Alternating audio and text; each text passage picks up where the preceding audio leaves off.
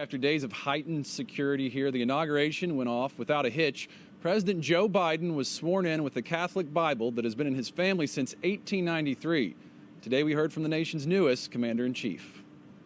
We must end this uncivil war. President Joe Biden giving his first remarks to a divided country. Hear me clearly.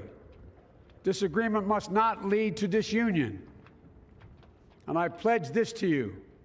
I will be a president for all Americans, all Americans. With a hand on his family's 127-year-old Bible, the second Catholic president in U.S. history was sworn in. And Vice President Kamala Harris became the first woman to hold the nation's second highest office. The inauguration began with prayer. Gracious and merciful God, at this sacred time we come before you in need. A friend of the president, Jesuit priest Father Leo O'Donovan, offered the invocation. Help us under our new president to reconcile the people of our land. An inauguration unlike many others, Washington locked down in the wake of the violence at the Capitol 2 weeks ago. Politics doesn't have to be a raging fire, destroying everything in its path. And with security and COVID concerns, the National Mall filled with flags instead of people. The new president remembering those lost due to the pandemic. Let's say a silent prayer for those who've lost their lives and those left behind, and for our country.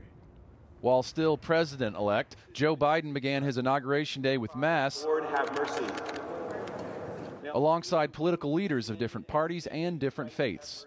The president, often mentioning his Catholic faith, referenced a saint in his inaugural speech today. St. Augustine, a saint of my church, wrote that a people was a multitude defined by the common objects of their love.